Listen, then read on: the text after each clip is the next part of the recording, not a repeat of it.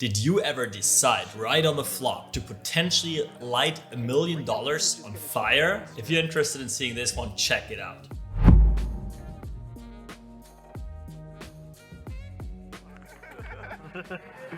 Well, again, I don't have my stats up, but instead of not playing any hands over there. One guy that is in the teens for VPIP is Wesley, for sure. I'm just joking. You tried to needle you, Wesley. Yeah, it doesn't work. Doesn't work, right? Never. Doesn't work? Yeah, never. Fish doesn't know. Oh, yeah. Rampage here. Never two, never work.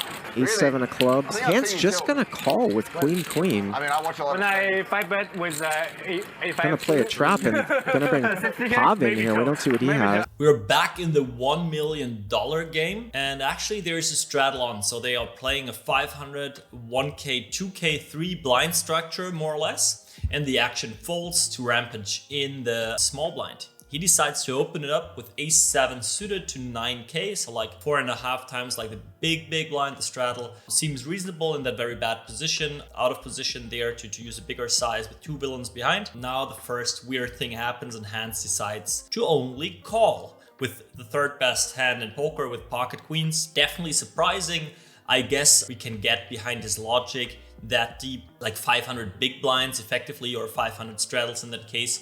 You want to have very good board coverage and maybe every now and then have that top set as an option, that set of queens in your calling range as well. I would still go, actually, I'm 3-betting 100% there, and I'm not a big fan of that. Just allowing someone behind jumping in for a good price in the big one, and then you are actually in relatively very bad position. But well, he decides to go for that, probably for him also low frequency flat. We get a call behind without seeing the cards, but that won't play a role in that hand. So let's take a flop. 5-bet 60K. And how about you 3-bet 50K, 60K. top set here for Handz, who just flat called and he checks. And Pav here, open-ended with King-8. Handz super underrepped. And Rampage is going to check raise here. This flop. He's not that player. And Handz has got queen. Big action. Just with the flat call pre. 750K. 750K. Drinks bottle of scotch, 20K. Rose gold interior. Anytime you ask, what did you drink last night? I drank a bottle of scotch, it was 7K. A glass. Cool. Okay. We'll call. Everyone's cheering. We can afford Corona. Pav's out of there. In like theoretical ranges, or at least in perceived ranges, there's only one person who can have the nuts. Ace King. The small blind has Ace King here. He absolutely wants to get the money in the middle. He might cooler something like King 9 or 9-8. I'm not sure whether that is a cooler for 500 big blinds, but we'll discuss that in a minute. Ace-7 of clubs. Check, a backdoor nut flush draw, plus nut gut shot obviously, and top set checking here, as I think it makes a lot of sense to actually slow play lots of queen X. You want to play your pocket queens the same way, trap it a little, and Pav actually now we see his hand, King 8 offsuit, blocking that king, having some decent equity, having a diamond to go with. It's an absolute reasonable hand to stab, and he goes about half pot, and this is where all the crazy action starts. Rampage decides to fire it up here to a healthy check raise, I think 50K, and Handz obviously has no decision but just to call. Rampage is saying here, I'm the only one having Ace King. I'm the only one having queens. I'm the only one having jacks. I'm the only one having tens. Now important to think about for the two other players is absolutely how often do we have straights? Do we have 8-9 offsuit? Do we have King 9 offsuit, or only the suited combinations? I think this is something that is very important to Handz, especially in this hand. Pav has an easy life with King 8 and can just easily get away. And he definitely has all the King 9 offsuit combos, since we see King 8 in his hand here. So he is quite protected when a huge pot is built like that. Well, not protected against Ace King, but kind of King 9 I think has to go in the middle. Handz obviously having nut equity with his top set.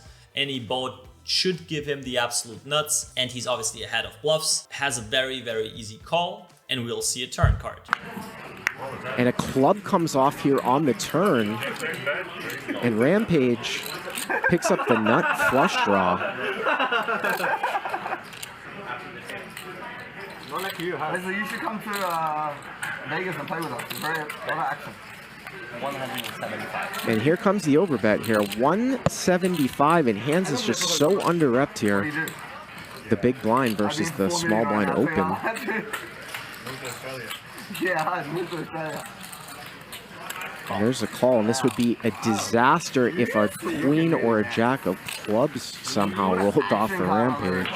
All right, the turn is the deuce of clubs, adding the nut flush draw to Rampage's equity here to his hand, and now he has very solid nut outs, and Wall has the strongest range, still tries to represent ace king here, and goes with the overbet, preparing a sizing that allows him to jam all in. Let's think about how much we like that. Definitely, he should build a range that ends up being all in when having ace king here in a spot where the others just cannot have it. He needs to get the maximum out of a king 9, out of a 9-8, or just bluff a lot of people, even fold something like that. So very important to have that. I'm not sure whether I like it that much to really split your range that much on the flop. Check raise, polarize here, because what happens if the board changes, and this board will change quite a lot, with a diamond getting there, now with a club getting there on the river. What if you have ace king? You did build a huge pot out of position, priced in like pairs plus flush draw, monster draws and so on, and then you are actually in a horrible situation after building such a big pot. Half the deck, well, without regarding blockers, are clubs and diamonds. You're preparing a spot that is horrible if you have ace king here. On the other hand, you're having a beautiful value hand here that you want to get called by. Actually, I would use my ace king a little more to protect the other hands I want to play in a certain way, my kings, my aces, my ace queen,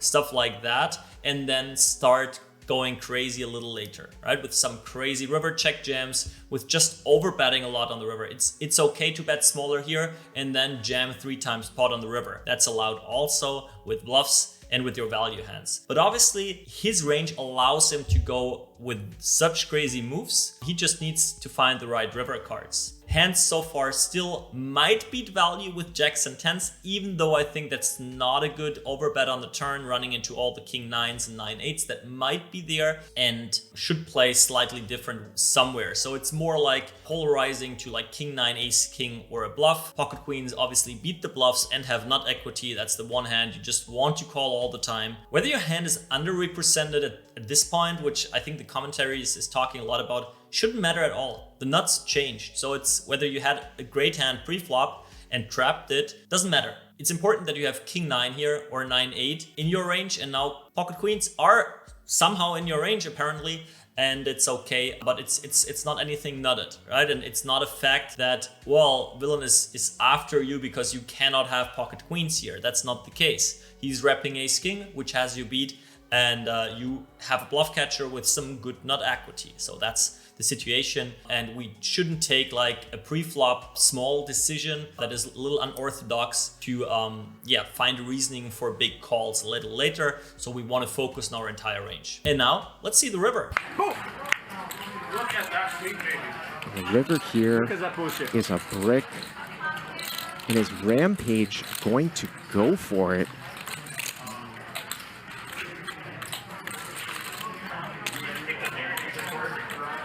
There's absolutely no way that Rampage can know how strong. Handz all in!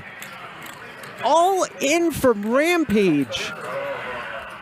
The river is the 5 of spades, and we have about 500k in the middle with about 620k back that they play effectively. Now obviously Rampage has a huge decision. Will he go for the bluff for all of it? Will he not go for it? Obviously he's jamming every single ace king he has. It doesn't make sense to trap now. He is polarized, he has the nuts, the other guy doesn't have it. Even if check 2, I think it makes sense to just check back pocket queens, right? You could bet and always get the fold, but yeah, villain should on the turn have like king 9 or ace king or a bluff. So against that range, you won't get any value with the queens or jacks or even with an 8-9. That being said, let's think about Rampage's range on the turn. We said it's ace king and bluffs. What is most likely bluffs that he might have? It might be some crazy blockers, pocket kings, that get value from like a queen X flush draw, jack X flush draw, and actually block the king 9.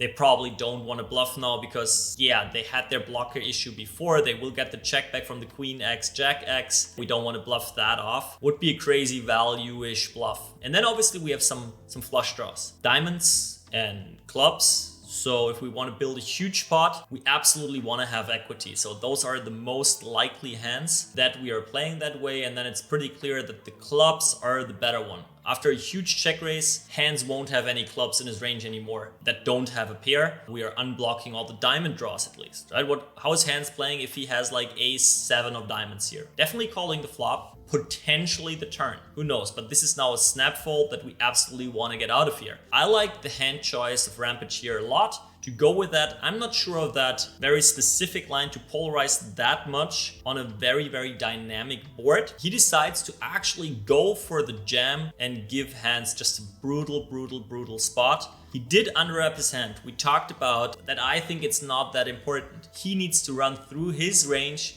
and just believing or not, right? A pure spot of poker. Let me know how you would have decided sitting in there with pocket queens.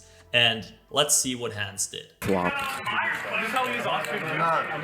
And he's gonna fold, and Rampage gets it through. Oh my God. Unbelievable. We got a game! Wow. Stevie Hands! Hand of the weekend. Kid's got heart. If you like this type of content, make sure to subscribe to the channel. And if you want to see how you can put in a lot of money in the pot with even worse hand, make sure to check out this hand.